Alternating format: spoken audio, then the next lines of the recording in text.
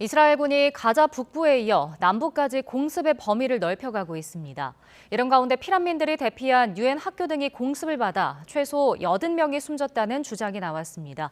국제부 연결합니다. 최영주 기자. 네, 국제부입니다. 네, 가자지구 북부를 장악한 이스라엘군이 남부도 공략하겠다 이런 뜻을 밝혔었는데 실제 공습을 했다고요? 네, 그렇습니다. 시파 병원 등 가자 북부 지역을 장악한 이스라엘군이 이제 남부를 공략하고 있습니다.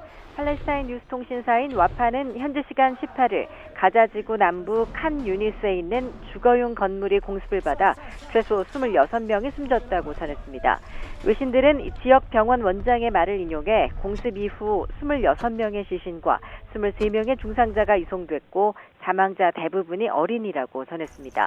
민간인 공습 논란과 관련해 이스라엘군은 피난민 틈에 섞여 남부로 이동한 하마스 잔당을 공격한 것이라고 주장했습니다.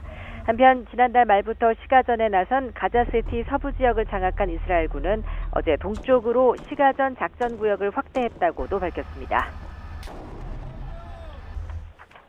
네, 이스라엘이 밝힌 작전 확대 구역 가운데 하나가 자발리아인데 여기서는 유엔이 운영하는 학교가 공습을 받았다고요?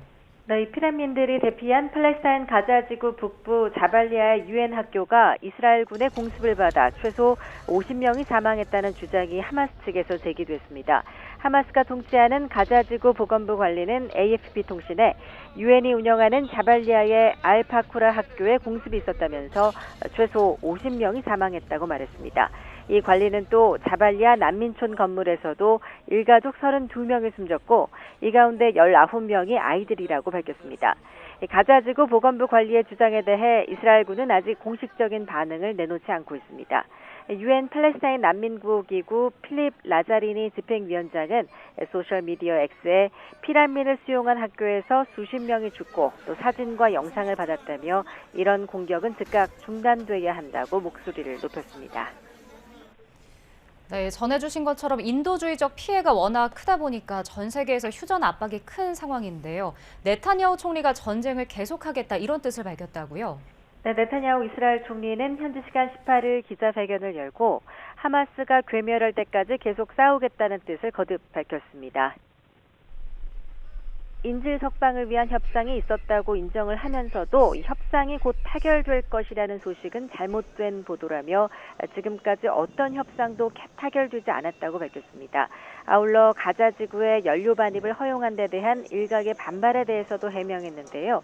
그는 가자 지구에 대한 인도적 구호는 하마스와 전쟁을 이어가는 데 있어 중요하다면서 구호를 허용하지 않으면 이스라엘군의 작전에 대한 국제적인 지지가 줄어들 것이라고 강조했습니다. 이런 가운데 조 바이든 미국 대통령은 이스라엘과 하마스의 전쟁이 끝난 뒤 팔레스타인 자치정부가 가자와 서한 지구를 통합해 통치해야 한다고 거듭 주장했습니다. 바이든 대통령은 현지 시각 18일 워싱턴 포스트 기고에서 두 국가 해법이 이스라엘과 팔레스타인 주민 모두의 안보를 장기적으로 보장하는 유일한 방법이라면서 이것을 밝혔습니다.